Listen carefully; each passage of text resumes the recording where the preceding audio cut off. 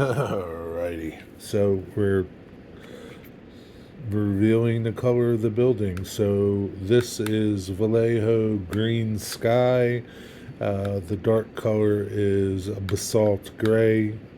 I happen to use an AK for that. I painted the entire building with a brush, just a wide brush to do my green, all flat points, like a chisel point they call it, I think.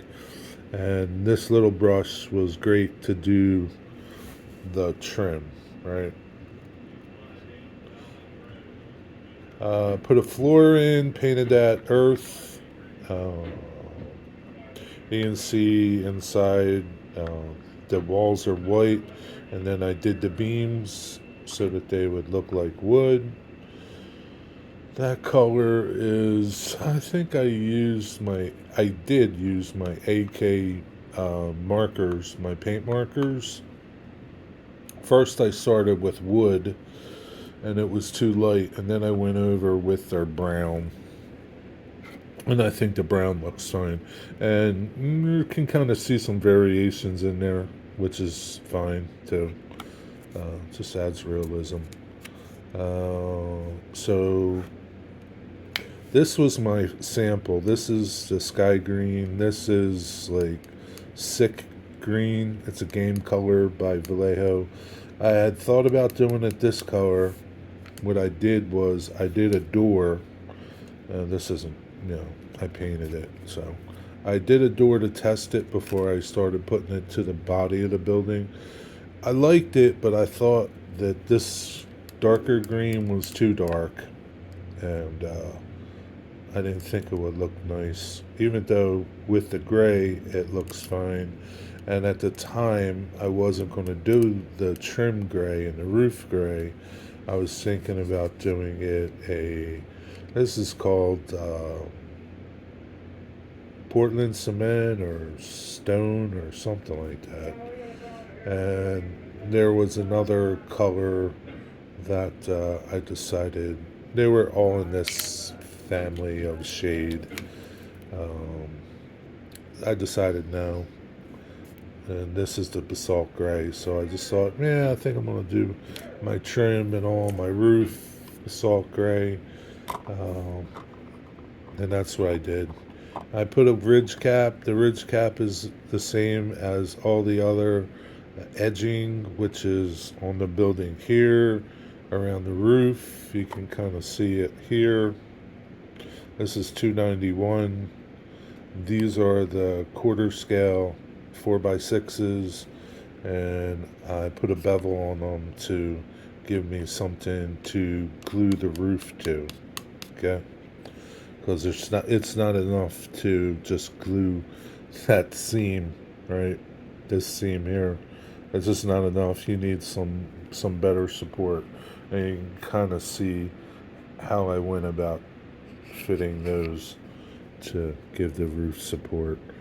I'm not going to glue in the roof, I don't think I'm going to glue in the roof. I'll just set it in there because I want to position pallets. I was able to find some, these are sandbag grain bags. I need to paint them. I'm going to prime them. First I'm going to wash them and then prime them and then paint them. And I had built a while ago some titchy pallets, and I'll stack some of these up on titchy pallets and put them inside here, and maybe put a couple outside. I got my buddy Bruce over there at Sattler's Train Store to get me some more of these. I originally thought that Walthers stopped making these, but I was wrong. They still make them. So I'm going to get a bunch more packs of these and make up pallets and lay them around, and maybe put some on a box car that would be coming to that little interchange by the silo to unload. So that's my plan there. But yeah, so I'm going to clear coat it just to kind of protect things from handling, because I was getting some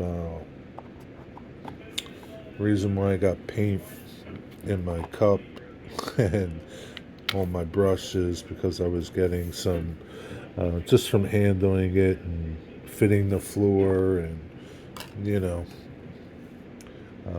some of the paint came off.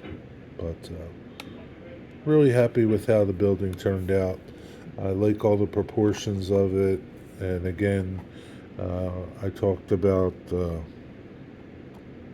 there's no, it's all built on what I liked, what was pleasing to my eye, and so these are those AK real markers. This just happens to be rubber black, but these are really nice for painting things like the beams inside and doing little things that helps you get into the corners, and they're really nice. And what I like about the game markers, well, these real markers, is it's acrylic paint, but you don't have to spend, you can just continuously paint. You're not dipping and painting, dipping in your little cup of paint and then coming back and painting.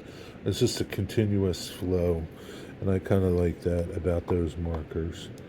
But yeah, hey, if I can build this, you can build this. It's simple. It's just simple, but really custom to your whatever you want. You can make this any size you want, and it's made custom to your place. And I don't think, I guess, the Rick's kits look pretty good. I've never built one there, but you could build this the way you want it, and exactly the way you want it, and detail it the way you want it.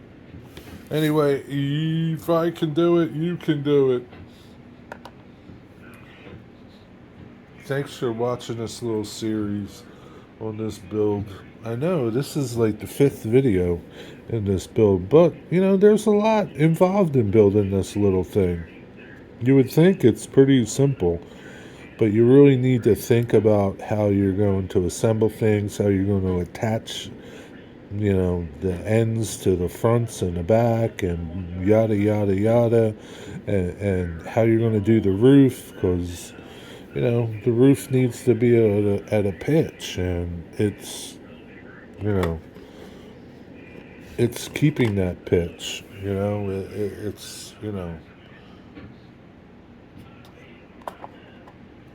so it's a lot involved, and you just take this little scale, and you could scale it up to any size. If you can do it in this size, see how the paint's coming off? You can do it in any size. Anyway, be well. Thanks for watching. Give it a try. Scratch build something. Totally. Take care.